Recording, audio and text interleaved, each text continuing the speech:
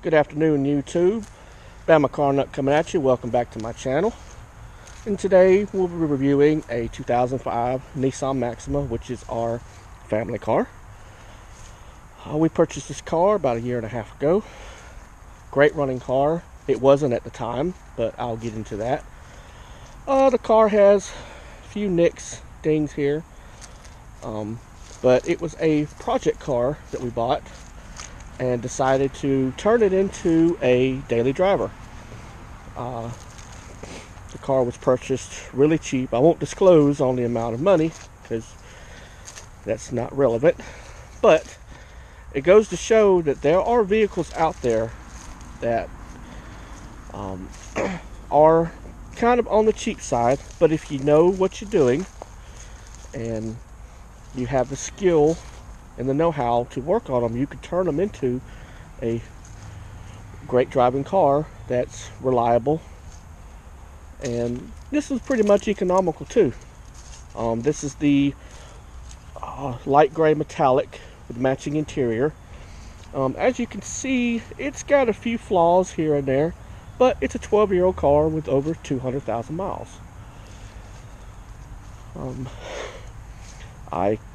When we first got the car, the headlights were dingy, and that one's starting to turn into it again. Car currently kind of needs a bath.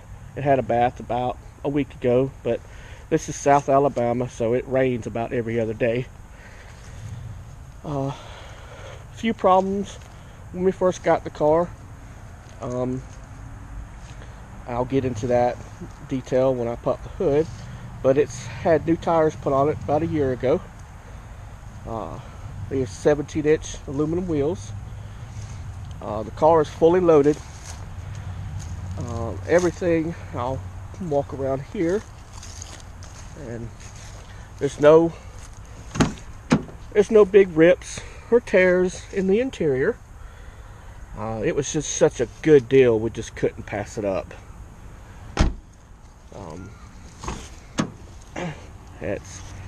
Everything works as it should, except for the sunroof, which wasn't a big deal.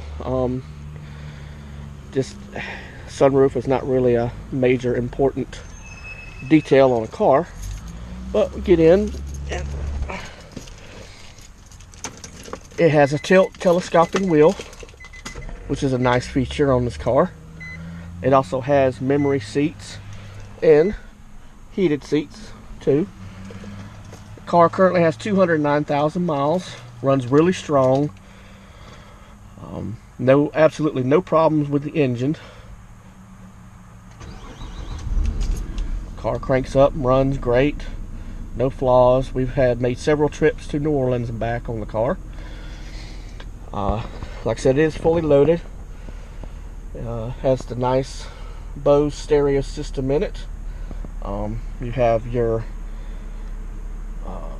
volume control, mode control on your radio, your cruise control. It does have all the amenities a modern car has. It does have home leak, but we don't have a garage, so we're not worried too much about that. And like I said, it may be the switch, or it may be a circuit going to the sunroof, but currently it doesn't work, which is not a big deal. For the price we paid for the car, I am shocked that everything else works on the car. But the power windows work, and they are automatic. One touch down and one touch back up, which is a cool feature. These are very nice, very reliable cars. They drive great on the highway. They get great fuel economy for the power. AC works. Cold AC, hot heat, works like it's supposed to. Has the 5-speed automatic with the tap shift. Works flawlessly. I've only used the tap shift once. I don't see a real performance advantage of it. I just normally put it in drive and let it shift itself. These transmissions are great at shifting themselves. Plus, this is a family car. It's not a road rocket. And I'll pop the hood and pop the trunk too. Let you guys see.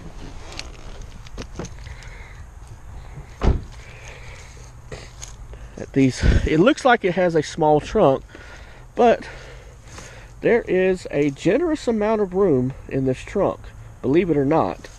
I love the way they designed this. And we'll go up pop the hood on it. Now, reason I say why this car was so cheap, when we bought the car, the timing chain guides were gone. So when you crank the car up, it sounded like a diesel's going down the road, and it sounded like it cluttered. These early model VQ35 V6s are notorious for bad timing chain guides, and we took the car and put new guides on it, and there wasn't nothing wrong with the chain. The chain looked good. It actually had timing chain guides put on it by the previous owner about 6 months before we got it, and apparently he just didn't put the right ones on or something like that. I don't really know, but we put a set of factory Nissan recommended timing chain guides, and we've put about 9,000 miles on the car, and it's worked flawlessly. No major issues with the engine. It runs great. The only other issues were front wheel bearing, front brakes, the rear brakes. One rear wheel bearing went out on it. Excuse me. But other than that, it's a great running car. It gets really powerful for V6, as you all know, Maximas are. But it just goes to show, if you have a little time and you don't want to spend that kind of money on a new vehicle and have payments, you could pick up something like this and just learn about them. Get your hands dirty and get into it. And that's what we did, and turned it into a really nice daily driver. But that's going to do it for the video today. If you like your video, comment and let me know, and y'all have a good day. Thank you.